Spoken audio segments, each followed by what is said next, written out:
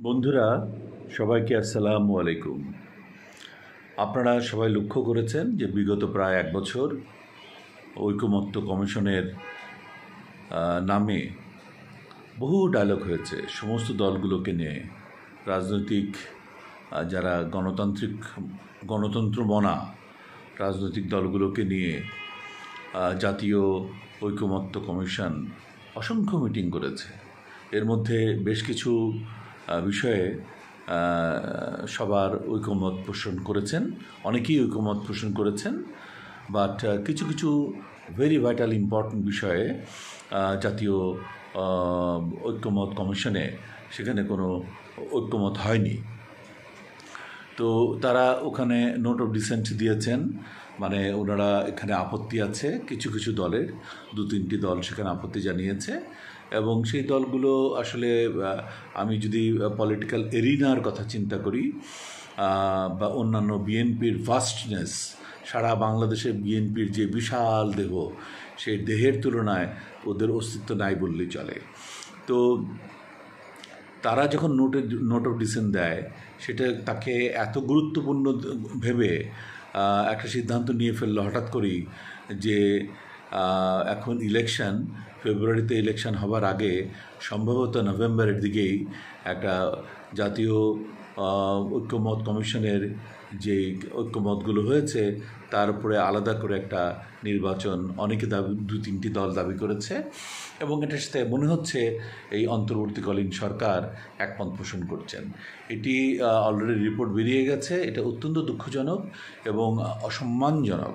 আমি বিশেষ করে বলবো যে অন্তর্বর্তীকালীন সরকার, বিশেষ করে ঐকমত্য কমিশন, বাংলাদেশের সকল রাজনৈতিক দলগুলোর যারা প্রতিনিধিত্ব করেছেন সেই মিটিংগুলোতে, সভাগুলোতে, তাদের সবাইকেই অনেক ছোট করেছেন, তাদেরকে অসম্মানিত করে আলটিমেটলি জাতীয় ঐকমত কমিশনের রিপোর্ট ওনারা জমা দিয়েছেন।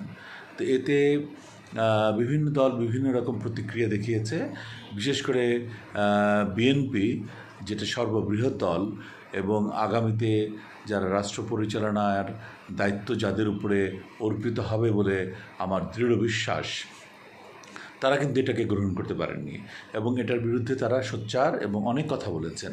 আমিও তাদের সাথে সুর মিলিয়ে বলতে চাই, একজন ক্ষুদ্র কর্মী এবং চাঁদপুর 2 আসন, যেটা মতলব উত্তর এবং দক্ষিণ, সেখান থেকে আসন্ন জাতীয় নির্বাচনে একজন এমপি পদপ্রার্থী হিসেবে আমি তার ঘোর বিরোধিতা করছি এবং তীব্র প্রতিবাদ জানাচ্ছি।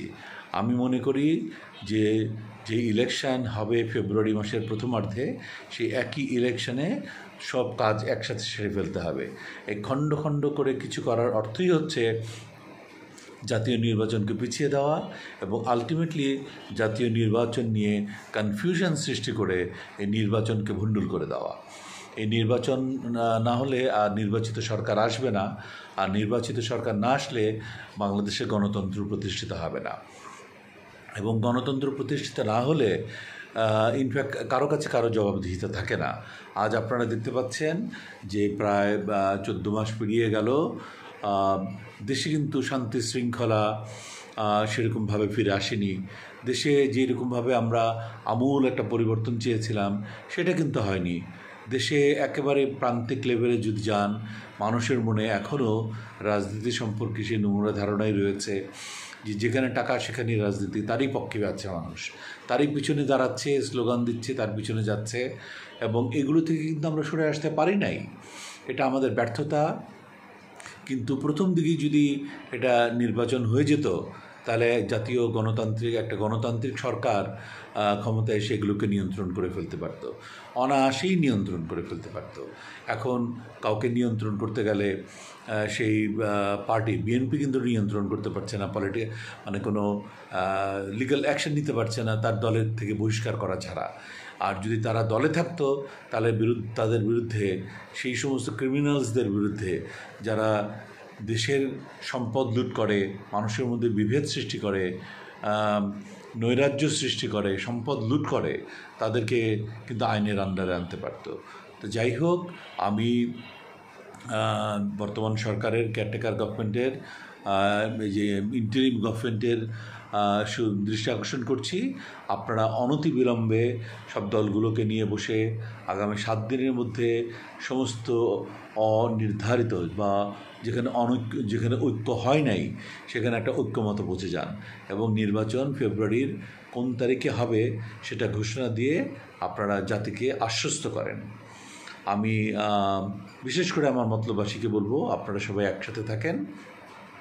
আমরা সেখানে অনেক প্রার্থী আছি, প্রার্থীদের মধ্যে কোনো বিভেদ সৃষ্টি করা যাবে না। আমরা সবাই এক মনে করতে হবে। আমরা সবাই ধানের শীষের পক্ষে আছি। আমরা ধানের শীষের নিয়ে আমরা সবাই কাজ করছি, কিন্তু মন মানসিকতা যেন ধানের পক্ষেই হয়।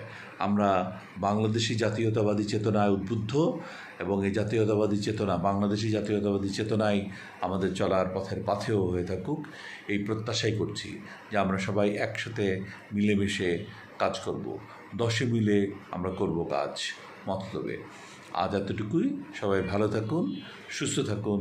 আল্লাহ হাফেজ।